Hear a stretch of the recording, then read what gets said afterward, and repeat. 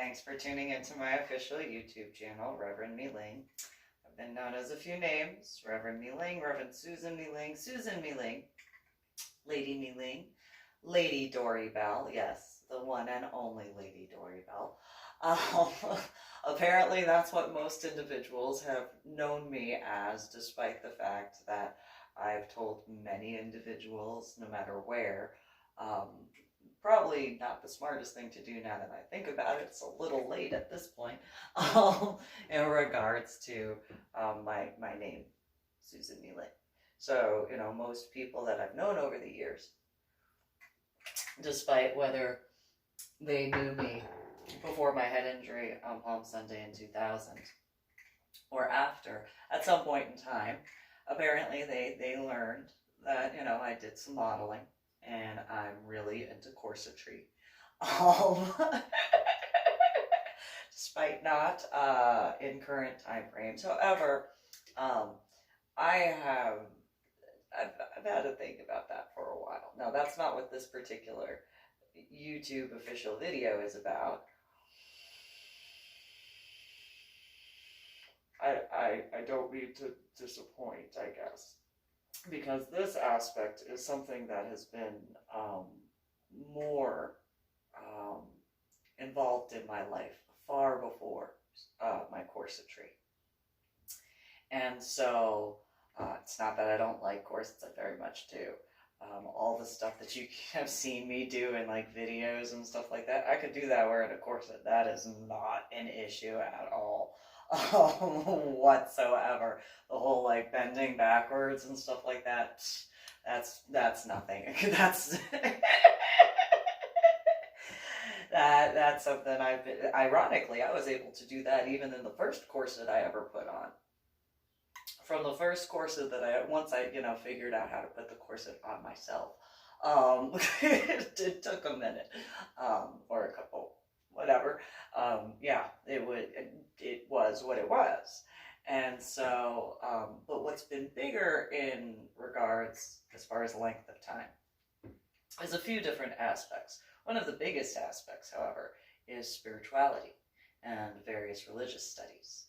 And that has actually been something that I have been far more interested in regards to not just the spiritual aspect, but the emotional and the intellectual level. And that does, in my opinion, have something to do with even the mentality. I actually genuinely have believed, ever since I was a child, well before my head injury on Palm Sunday in 2000, and obviously well after my head injury on Palm Sunday in 2000, because today is the 31st of May, 2020. I have been involved with various religious studies since I was a child. I mean, as far as being the first live baby Jesus in the drive-through nativity at Old Tenent Presbyterian Church, I mean, that really wasn't study or anything like that. It just was reality. And I was I was the only live baby Jesus in the 1980s that got to do it twice. First time was the year of my birth, and then the second year was because everybody else was still pregnant. The church congregation in Old Tenent Presbyterian Church had not had a new infant in the church for over 10-15 years by the time that I was born. So I was baptized Methodist first, and then my biological parents went to Old Tenent Presbyterian Church. And I was the first infant that everybody in the congregation had seen actually in church, not just for the drive-through nativity, but in the church for over 10-15 years. And after that particular Christmas, within about 5, 6, 7 months, some people started getting pregnant. And they were people in New Jersey in the 80s who had been starting different intravenous treatments to attempt to be able to actually get pregnant and have a child. And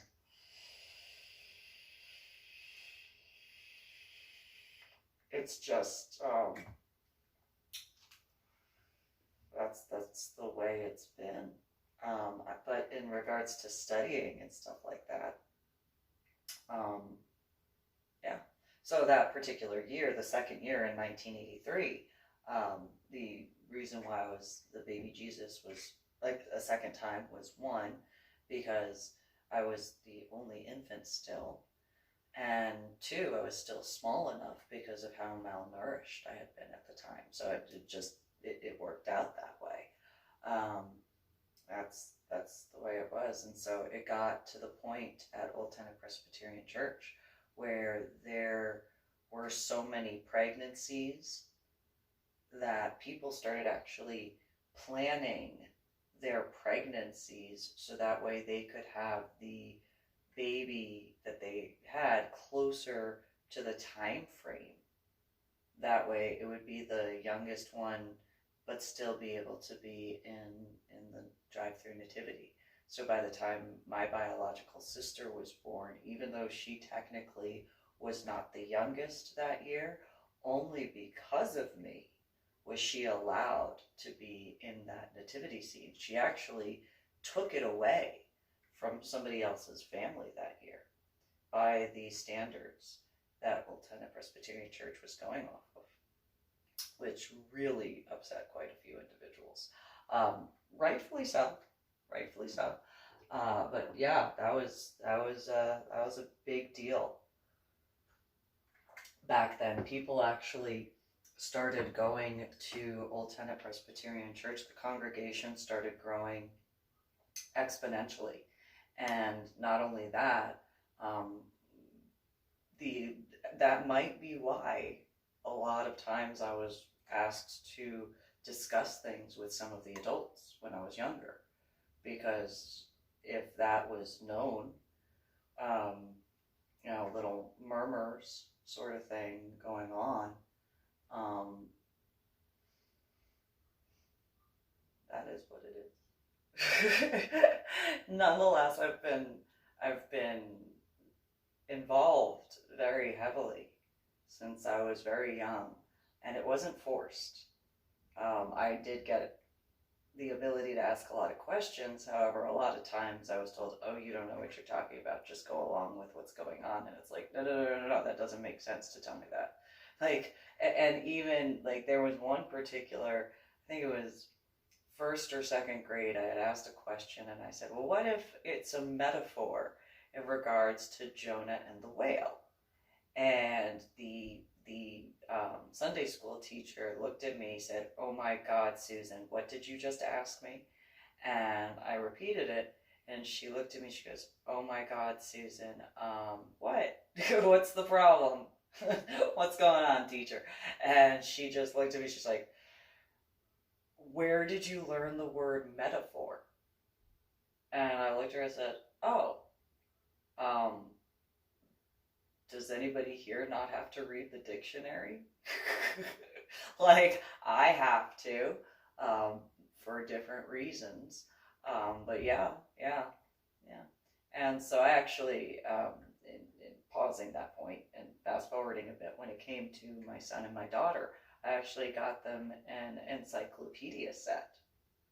And the encyclopedia set started at it had really big words, like the font was very big, and then the further into that particular word that you were able to research, the smaller the print got. I can't remember who wrote that particular encyclopedia, but I would read that to my children, and in those ways I was able to kind of reteach myself in some aspects. Not math, that's definite. Definitely not. And that was when they were younger. I mean, like when my son was in my uterus, when my daughter was in my uterus, after my son had been born, of course, I was reading those things. And so, after all that, I thought it was helpful for them. Because I did remember when I was younger, in regards to when my biological sister would get to do like everything that she wanted to do in comparison, Well, I have to be, well, I guess I'll just bring this dictionary and just start reading it. Okay, whatever.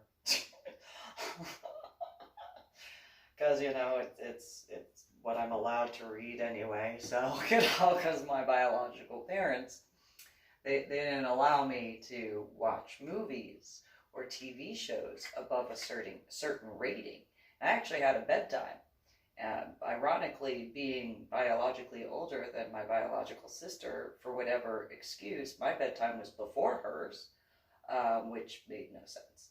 I was biologically older by 4 years, and I had an earlier bedtime. That didn't make any sense to me. It still doesn't, but that is what it is. That's not the point. So, going back in that regard of studying spirituality, studying religion, all that sort of stuff, being extremely heavily involved in the church. My biological mother was a deacon. My biological father was a trustee. They were both involved with different choirs. Anna was involved with the sanctuary choir, also the Hallelujah choir. She's a second soprano. And, pre-head injury, it wasn't bad. Pre-head injury was like, okay, going along with it. After my head injury on Palm Sunday in 2000, dealing with headaches and migraines, that's painful.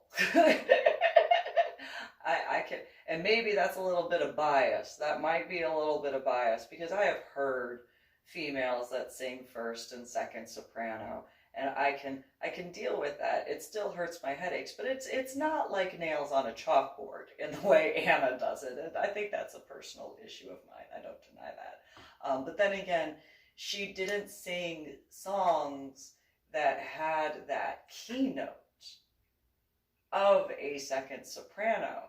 So, she sang like Avril Lavigne's Skater Boy in second soprano.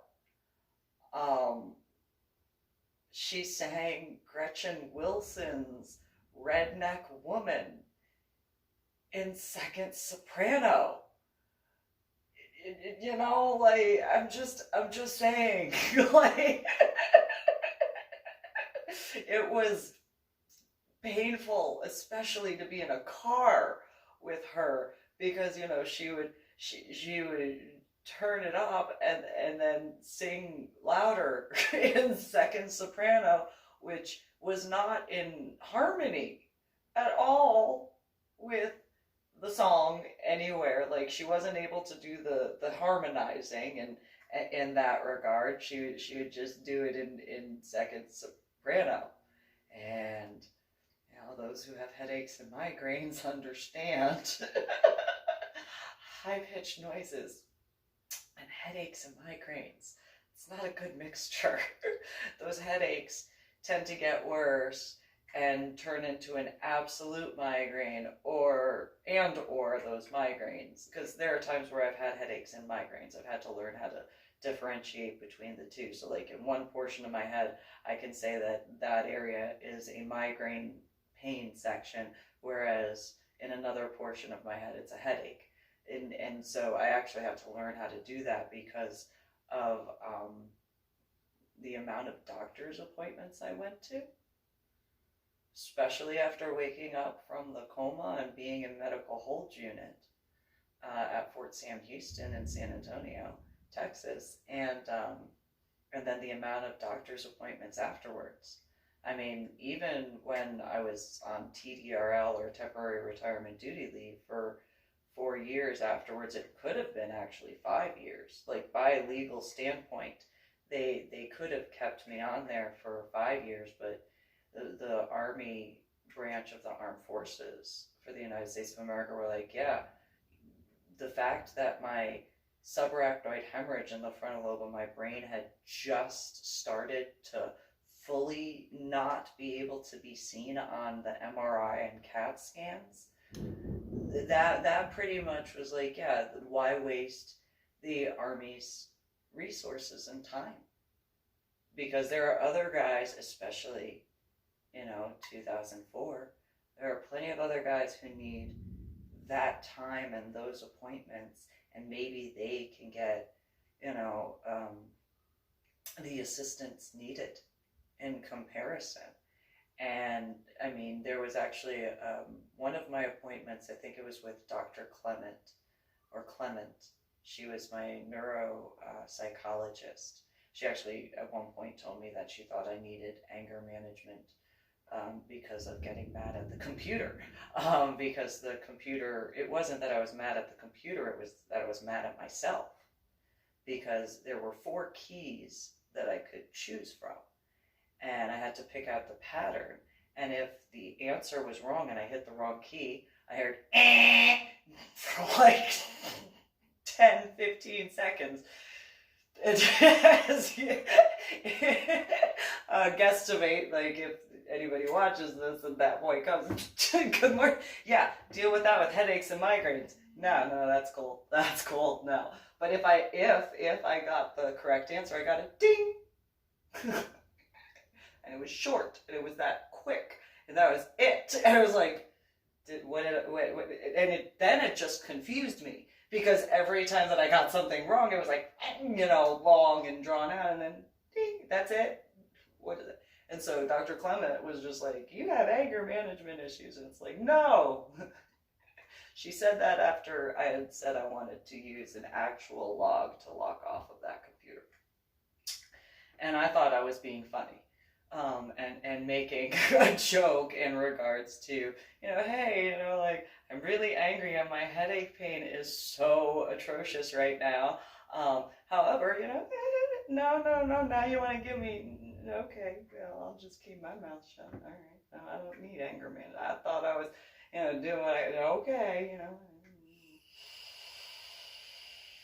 However, she had brought up that she had received the neurology report because that particular year they had actually done my reevaluation with the MRI and CAT scan before my neurology tests, or neurological tests, I should say.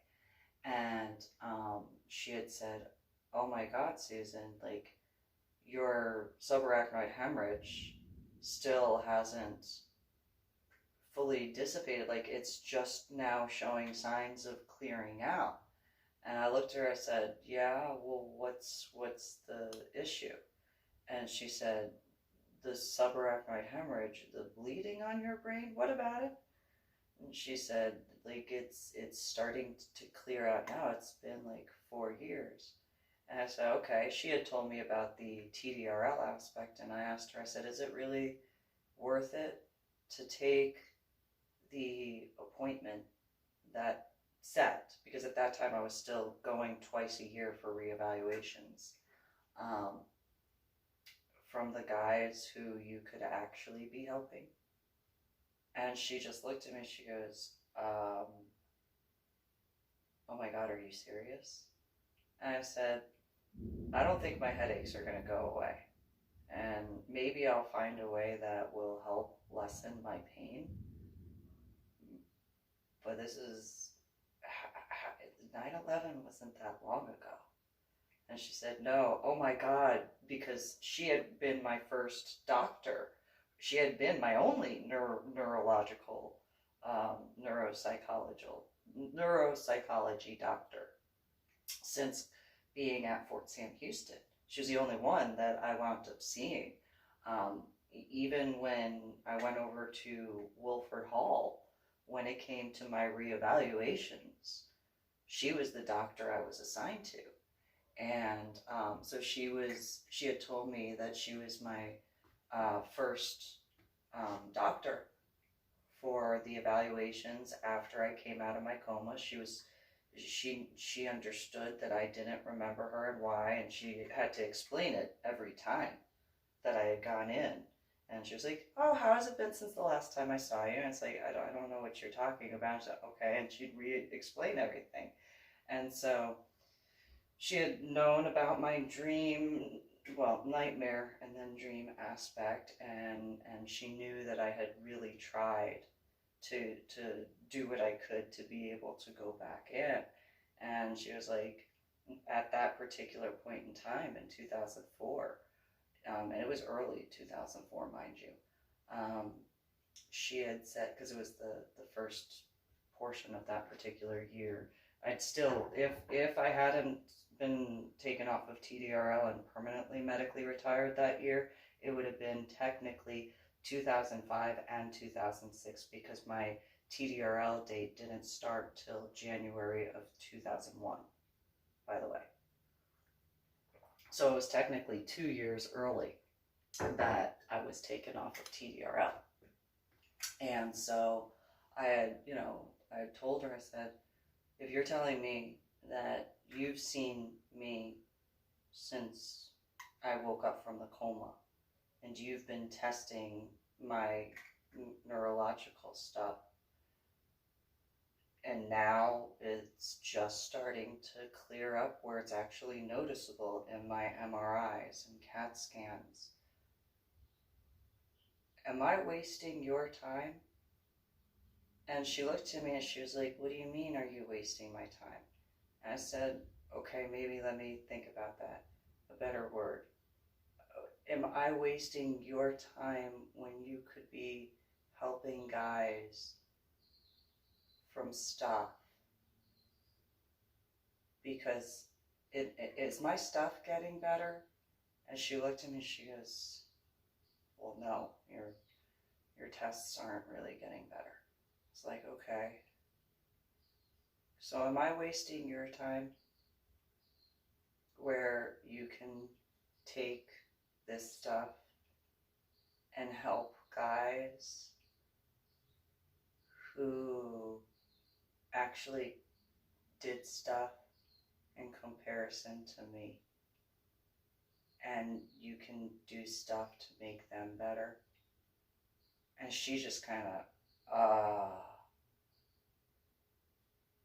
oh my God, Susan. And I was like, what? And she goes, do you understand what you're asking? And I said, I'm asking if it's better in that regard to make sure that those guys can actually get the help that they need. I'm not saying I'm letting go of hope. That's not what I'm saying. What I am saying is, from what you're telling me and what you're showing me and what you found, my stuff isn't getting better. And you know what medications I'm on and so on and so forth. So is the time better spent that way? And then if I wind up, somehow stumbling onto something that helps, it helps and cool, but you have more time to help guys that actually need help. And she was like, do you think that you don't need help? I said, oh no, I know that. No, I don't. I'm not dumb enough. I'm dumb. I'm not that dumb. I know I need help. However, in that regard, those guys, like, you because it would slowly come back to me. It was before my tattoos, by the way, and before my haircut and hair color.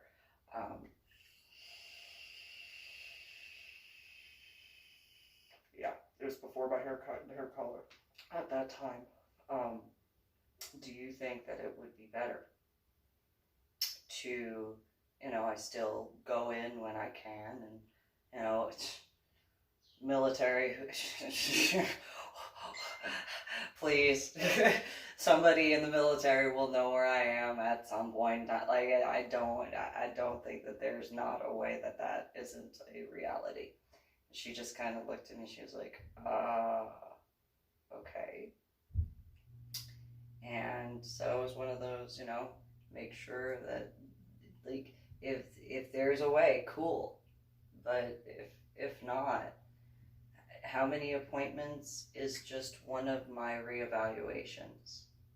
And she, rattled off the number of however many for each different thing, for just one set of evaluations, by the way. And it was over a week of different appointments. Hours. each day throughout the week. And I was like, okay, so guys who maybe they don't have it as bad in regards to what I have to deal with, you can get more guys taken care of quicker, and maybe put them into programs that can get them squared away, so that way they can get better and do better and be better. And she was like, possibly. It's like, okay. I mean, I'll still go and get checked out, obviously, but, you know, if that's going to be a better scenario, well, like less than a month later, I received the letter from the Army branch of the United States of America's Armed Forces saying, you are no longer on TDRL, you're 100% medically retired. Well, whatever the rate, it was technically 70% or whatever, 50%, no, it's 50% from the Army, 70% from the VA. And they're just like, yep, you are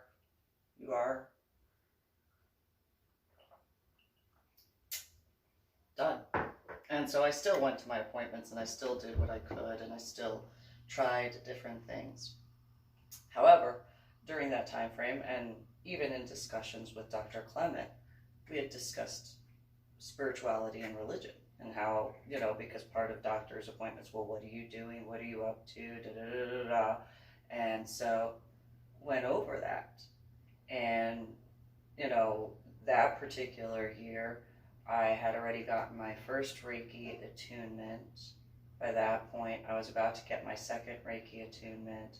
And then at the end of the year, essentially, I was, you know, looking back in 2020, at that time I was about to get my third. So I completed that in 1 year, the 3 different Reiki attunements, and to master or teacher master level.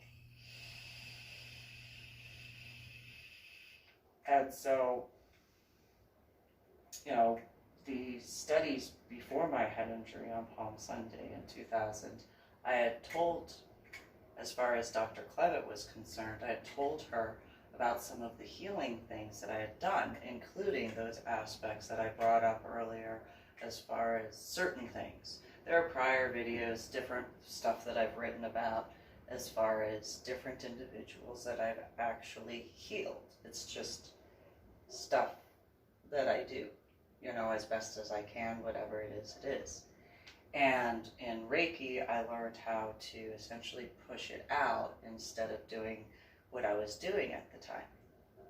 And so Dr. Clement was like, oh my God, okay. Well, 2005, after my final level aspect of attunement and stuff like that, which is before scuba diving, of course, because scuba diving didn't occur till 2009. So in 2005, I was involved with a female, and she was just bent on finding this guy, JR, as far as the Vaughn Case in Lavernia. And I kept telling her, I was like, I think you really need to look at other individuals. I don't really think, like, I can feel kind of a male energy, but not the one that you're discussing. Not that guy. Like, I actually see him being absolutely, like, heartbroken. I don't actually see him, you know, like, in that level of what you're describing. And she tried convincing me otherwise, and then she was like, oh, you know, you'd actually be exactly what he'd find to be attractive. And I'm like, I don't think so. I could be wrong. However, and at that time, I still hadn't gotten my hair cut. I didn't have the hair color, not fully yet. And no, I have a feeling he has a type, and you know, he's kind of, and you know, whatever. And so then when I was picking up on certain things, she was like, well, let me test this theory out. I was like, okay, what theory? And who are you to test me? And she was like, I just want to take you out to eat. It's like, all right, fine. Go out to eat, whatever. Well, I was living in San Antonio at the time.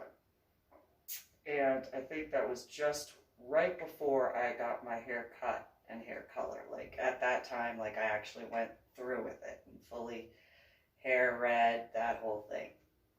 And it was a Mexican restaurant, I know that. And it was, I think it was 410 somewhere. A little, you know, like, unless you knew where to look for it, you weren't going to find it.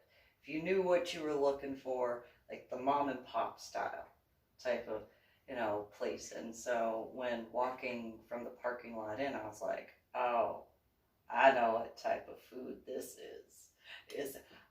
I can get actual menudo here, can't I? I can get actual menudo. I can get some barbacoa, huh? I can get some barbacoa. And she just kind of, oh my God, Susan. I was like, nah, this is the type of place that I could get that, right? Some lingua? Get some lingua here? I can get some lingua, huh? And she just, how do you even know? And I'm like, I know those seasonings. I know what type of food that's. I know. That's stuff like back where I'm from. And she was like, New Jersey? I'm like, there are certain areas that I walked around and I know those smells. And in certain areas, especially in the Bronx or Brooklyn, in a more specific location area, not just New Jersey, but, you know, so I know that, you know, and I had to remind her, I said, yeah, I know I'm half Chinese, and yeah, I got to have authentic Chinese food, but I also had a babysitter who was from the Dominican Republic who cooked Dominican food, like made authentic, you know, was it poco de rejo or rejo de poco or however it's said correctly, I apologize, but that with the rice and the beans, and I know and making the plantanos with the mashing it with the actual stone and putting the sisa. I know there are people who would know what I am talking about. That was my babysitter.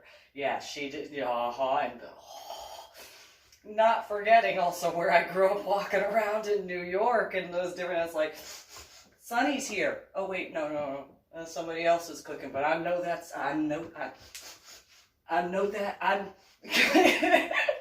that smelling probably has to do with me being born in the year of the dog. Possibly. At least I can make that joke where it's like,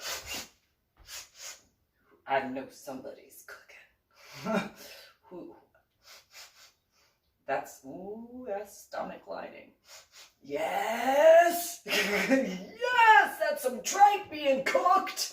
That's what I'm talking about! And so, nonetheless, go inside of this place. Can't remember the name. And I had a drink on Palm Sunday in 2000. I only got to go there once, but it's really nice inside. And I'm not saying that in the Anna way. I'm saying that it was really nice. It was comfortable. The different lights. It wasn't bad for like my headaches and migraines. And the guy comes over that, dressed, button down shirt and stuff like that, comes up and he goes, Pamela, blah, blah, blah, blah, blah. And she goes, I wanted to introduce you. And I was like, usually I go as, I am me, but, if you want, you can call me Susana, because that's what my babysitter used to call me. And he was just, and so, we talked a bit, and Pam had explained certain aspects about the head injury that, I had and stuff. And he looked at me and he goes, so what do you think of what I did here? And I looked at him, I go, why are you sad? And he goes, huh? I said, did you have a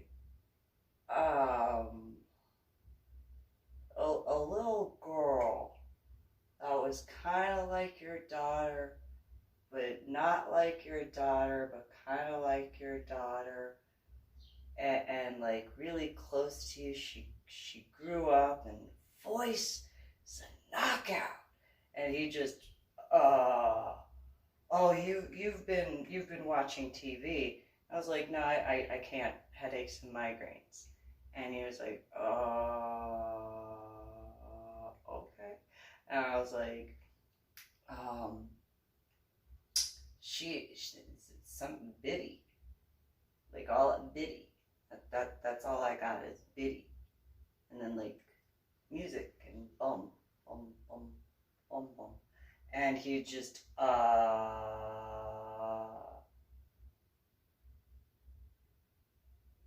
what you need? I'm like, oh, can I get some coffee?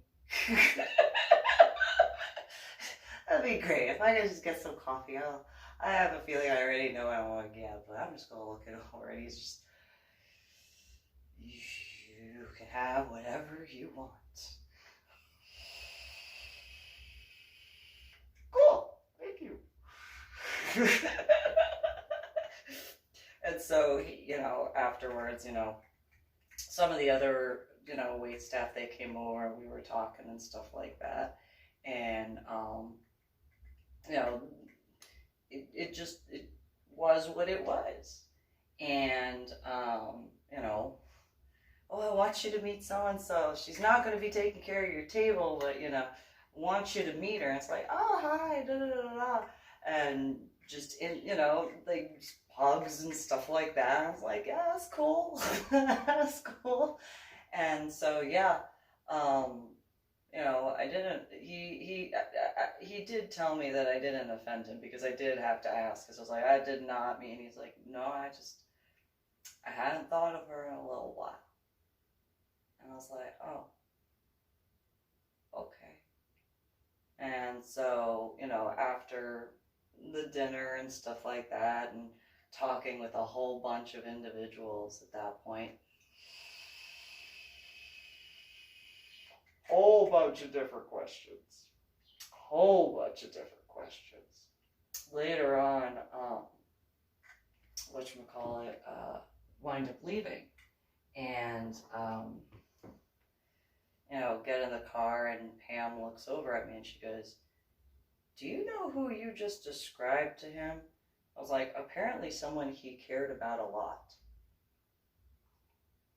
And she was like, have you ever heard of, what was it? It was a name that started with an S. I can't remember. It was something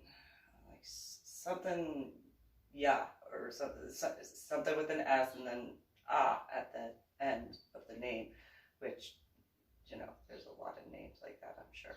But I'm sure somebody from San Antonio, like from that particular area, might know who I'm talking about. Maybe somebody else, I don't know. But nonetheless, and so,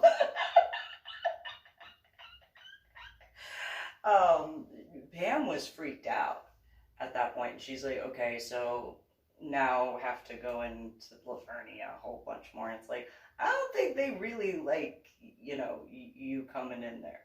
Like, I don't think you understand how you are aggravating them. Like, and she was like, oh, it's just because, and she said it was because of her being, the way she is. And I was like, no, I don't think that is it. I think it's because you're asking questions that town realistically doesn't want to go over again, because they've already answered all of the questions, and it has nothing to do with people from that town realistically. Aside from her and her sons, and then her, the ex-husband, essentially living there and being from there, but it's not from that town that you have to go and actually research stuff. Like, you have to look into other areas and other towns in order to get the individual who did it, because it was actually, there were like 2 or 3, there's like 2 females and a male, and so like you're missing the point. And no, you don't know, it's JR who did it. JR did it. And it's like, no. No, he didn't.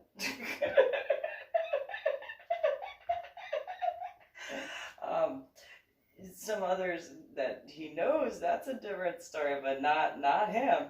And or knew at the time, I should say, possibly. Anyway, hypothetically. So, no, that's not something you need to like get into. Those they just want to live their lives. You know, they just leave them alone. Just leave them alone. And she just didn't want to listen. And I was like, well, that's a you problem. Then we wound up breaking up because, well, during Hurricane Katrina, she was more concerned about the animals than she was about the human beings. That was really annoying to me. And that I couldn't. Not that animals aren't important. They are. However, if you're going to ask me if I'm going to save a human being first or save an animal first, I'm going to save the human being first. And Pam, my ex-girlfriend, she's just, do you have no compassion? Okay, so let me remind you of my ethnic background, who raised me, what country they came from, and you want me to choose between getting dinner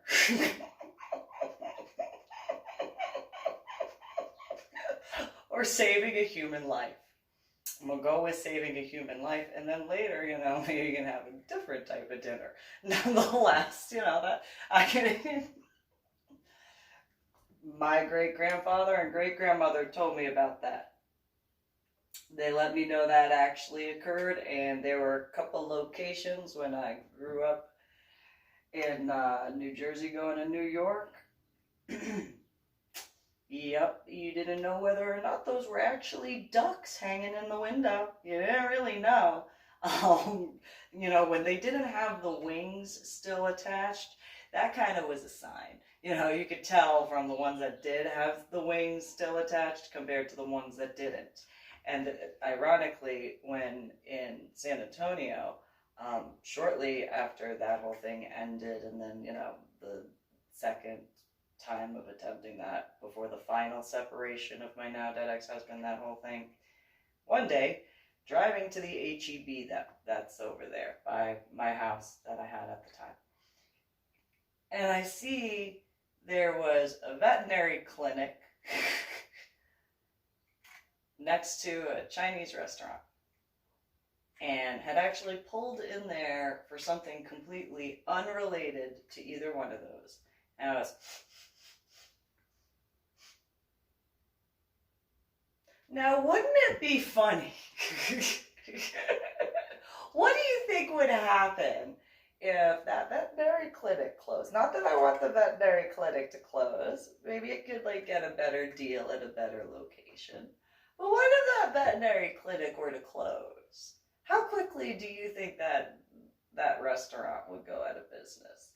My now dead ex-husband looks over at me and goes, that doesn't happen. Like, all right, I'm just saying. And he was like, no, that is over. I'm just telling you. I don't know. I've smelled a few things that, I don't know. I kind of have this feeling.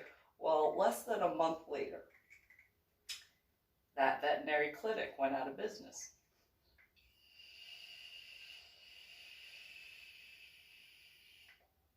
One month after that, that Chinese restaurant closed. Now, I'm not saying that they got a discount on their what they cooked. I'm just pointing out facts. And odd little quinky dinks. I didn't smell that again, that particular... And those who know what I'm talking about, because there is a distinctive fragrance. There is. And it's just... And you don't have to be Chinese, by the way. I know there are some cultures that know what I'm talking about. And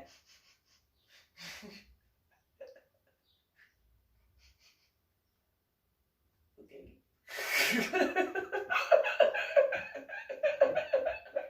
Just no, okay, yeah, well, oh, just treats, okay.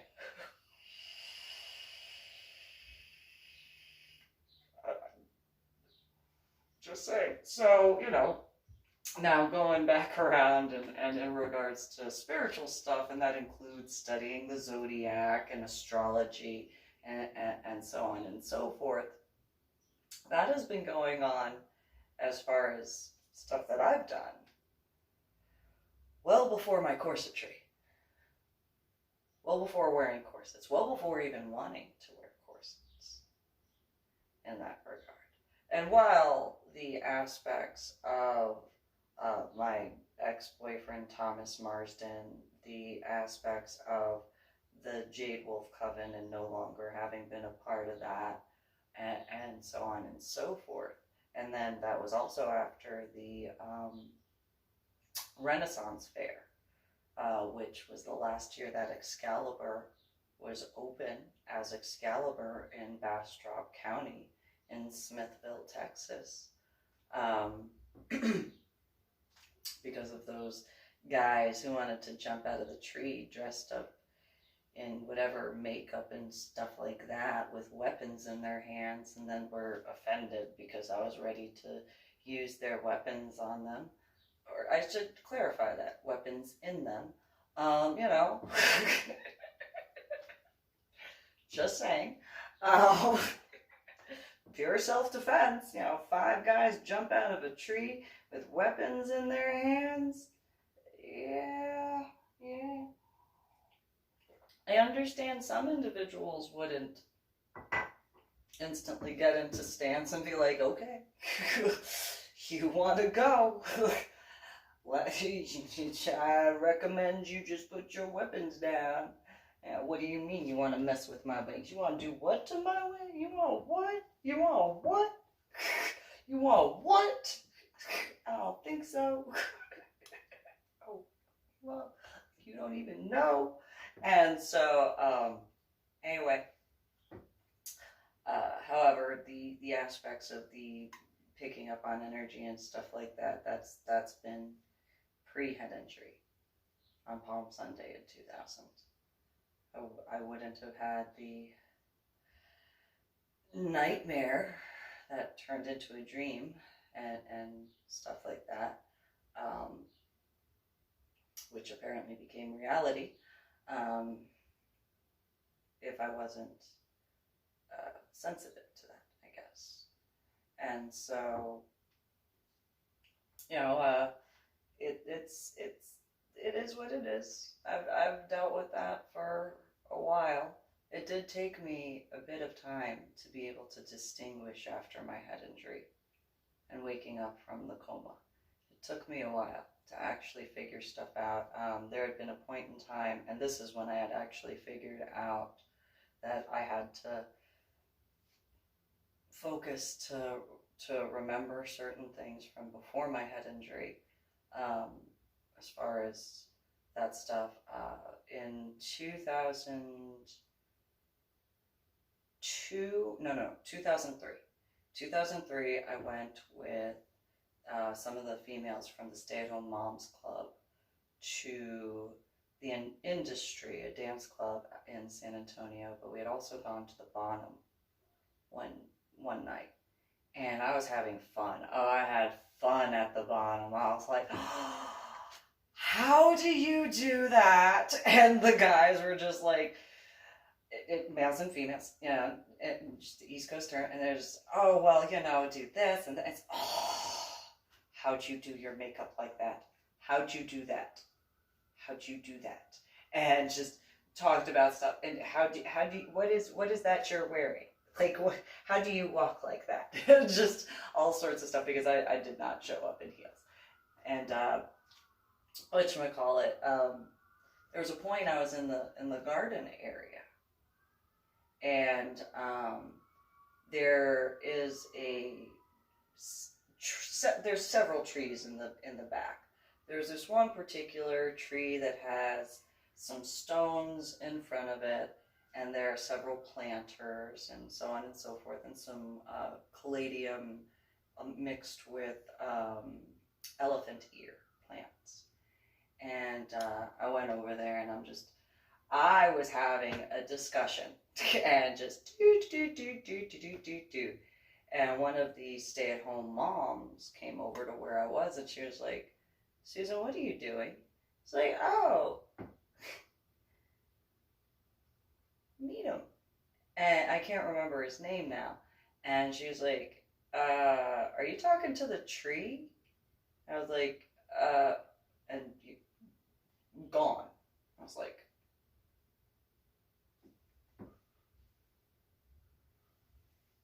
where'd he go? What happened? Where'd he go? And so, apparently, that might have been the owner of, or the original owner of that particular location.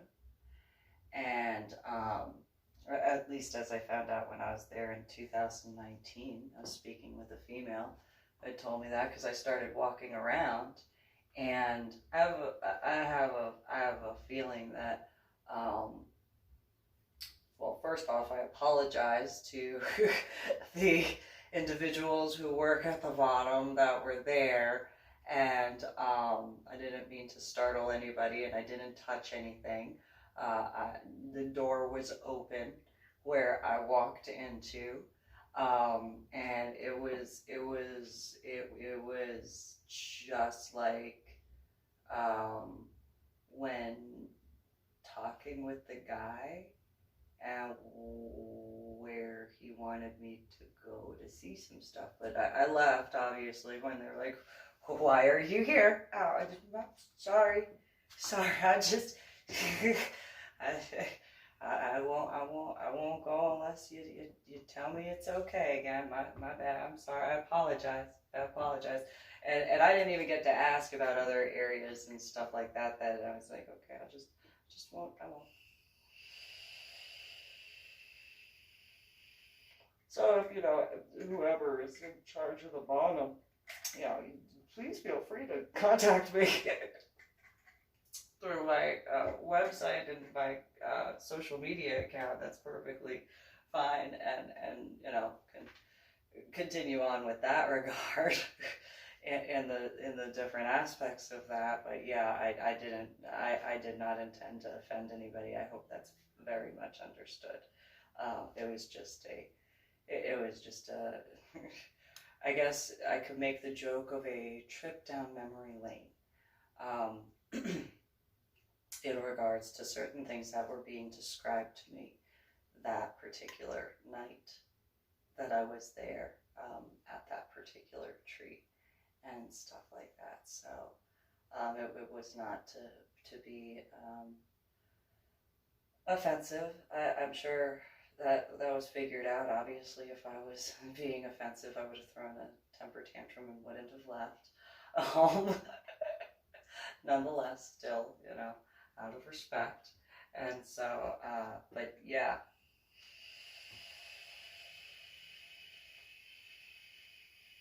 In some weird aspects, that particular place felt so much like home in so many different ways. There were just so many aspects of that particular building that was just, whether that was because of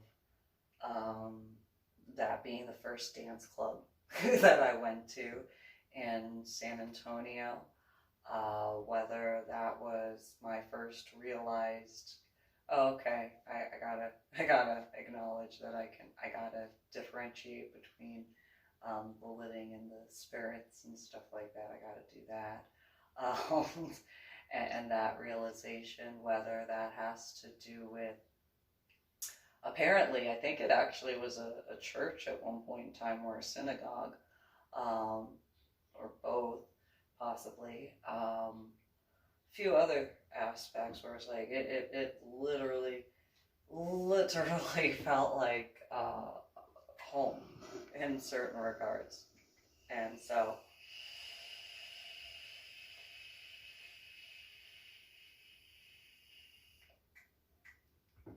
just like, and so it was definitely different.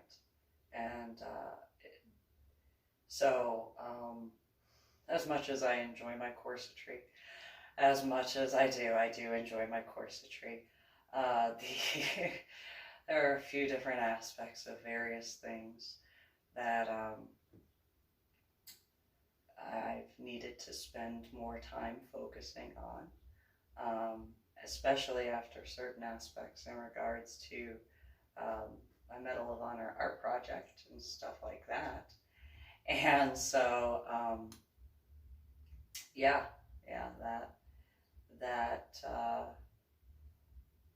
that has been a bit longer than what certain individuals thought or realized.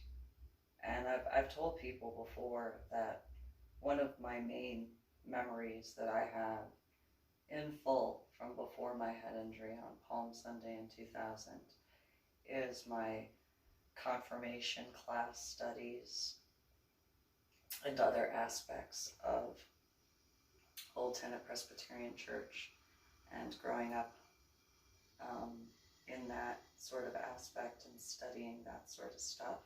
The different individuals that I spoke with throughout the years, not necessarily their names per se, because a lot of the adults that I spoke with back then, when going to church, the females were dressed in suits or dresses, and the males, they were all in suits.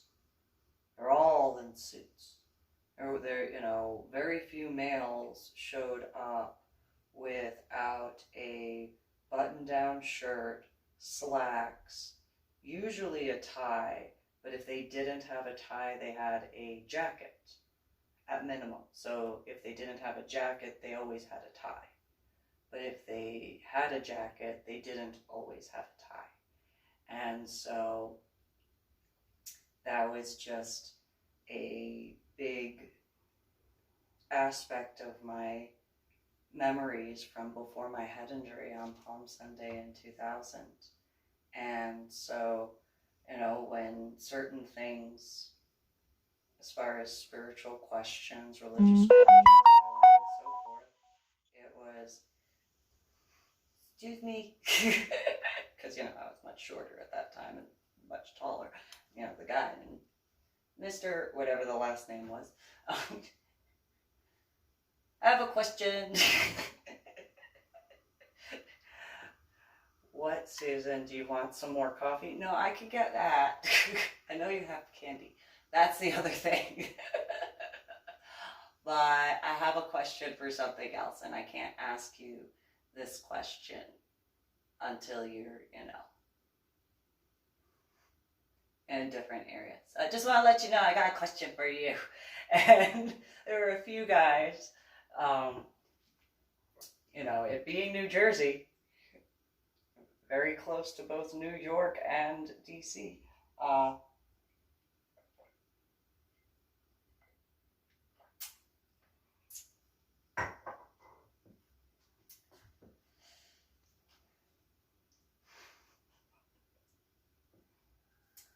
So for people who I knew over the years in Texas, who were surprised that, despite how I look, being far more comfortable in certain situations that most people might not be, or at ease, pun intended, because of the military aspect. I know, 2/3 of a puns. And so, nonetheless, it was just, that's what I grew up with. When I went to church, and especially if I went to church in certain areas in New York, like if Mike had certain stuff as far as his business and go to church. Well, at least this time I won't be picked on because I have the clothes to actually fit in. And ironically, those stupid dresses my biological mother would make me wear, it fit in perfectly. It did, especially to some of the churches in the 5 different boroughs in New York, depending on what day he had business that he needed to take care of. Well, you want to go to church? There's a church across the street. Go. Okay. Always sat next to the females with the really, really, really big hats.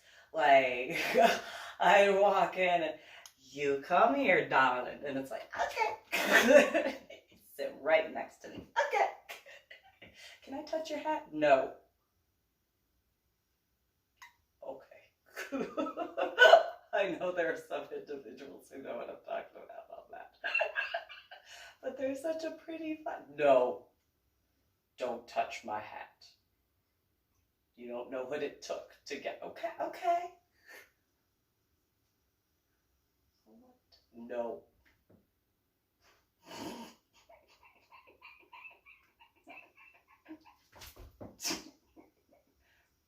No. Who knew anybody would be so upset about hats being touched? Sunday church, okay. I get it now. At that time I was a child. Then again, is what it is. So that being said, you guys have a good one. Thanks for tuning in to my official channel, Reverend MeeLing.